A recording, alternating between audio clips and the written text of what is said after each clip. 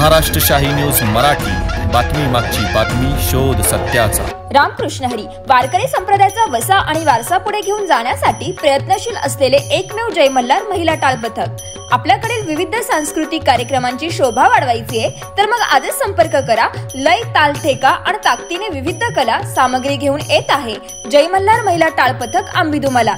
आमचा पत्ता आंबेदुमाला, तालुका संगमनेर, जिल्हा अहिल्यानगर। संपर्कासाठी वर्षा नरवडे, मोबाईल नंबर 9011181609, तसेच सुषमा डेरंगे, मोबाईल नंबर 9970739145।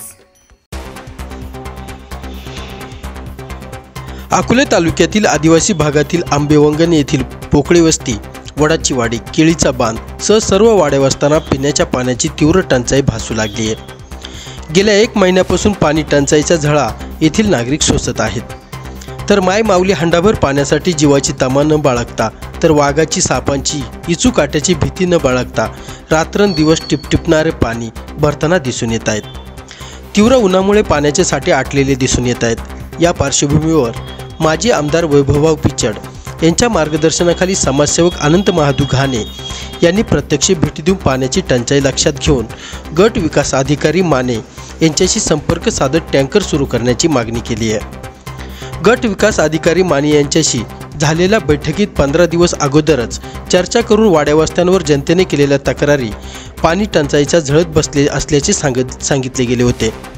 हे असतानाही गट विकास अधिकारी व ग्रामविकास अधिकारी यांच्याकडून प्रस्ताव मंजूर करून टँकरने पाणी पुरवठा कुठेही होताना दिसत नाहीये। ग्रामसेवक, तलाठी यांनी गावागावातील पाणी साठ्यांबाबत माहिती घेऊन टँकर प्रस्ताव सादर करण्यात आले नाहीत। ही गंभीर बाब असताना प्रशासन बघ्याची भूमिका घेत असेल तर यापुढे आदिवासी भागातील जनताच पंचायत समितीसमोर बसून पाण्यासाठी आंदोलन केले जाईल, असा इशारा समाजसेवक अनंत घाणे, सरपंच दशरथ बांबेरेसह ग्रामस्थांनी बोलताना दिलाय। ब्युरो रिपोर्ट, महाराष्ट्र शाही न्यूज मराठी, अकोले।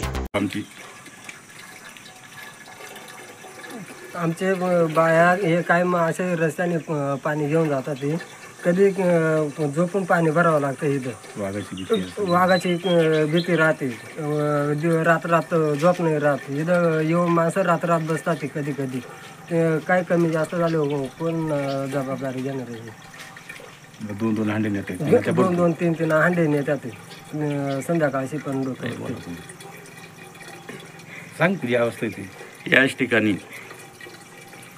आंबेवंगण, वाडी वस्ती आणि प्रत्यक्ष आमचे सहकारी सरपंच, उपसरपंच यांच्या अनुषंगाने मी आज पोकळी वस्ती आणि अजून कोणती वडाची वाडी या 2 वस्त्यांची परिस्थिती पाण्याची बघण्यासाठी मी स्वतः दौऱ्यावर आहे।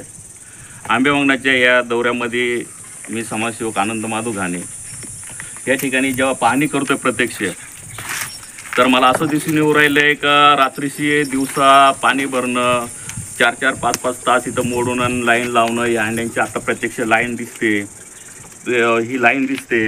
हे बाया माणसं आहे ते उभे, दोन्ही बाजूनी 2 विहिरी खोदल्या गेलेल्या आहे, ती खाली पूर्ण अडचण आहे।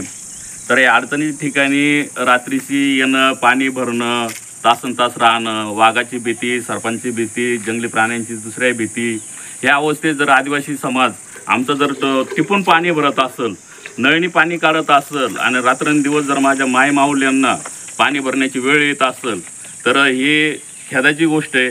तरी माननीय BDO साहेब, माने साहेब, माननीय मुख्य कार्यकारी अधिकारी साहेब यांनी तातडीने याकडे लक्ष द्यावं आणि जे त्यांनी आंदोलन केलं त्या आंदोलनानुसार आज जर पाण्याचे टँकर नाही आले ते आम्ही यापुढे उग्र आंदोलन करू।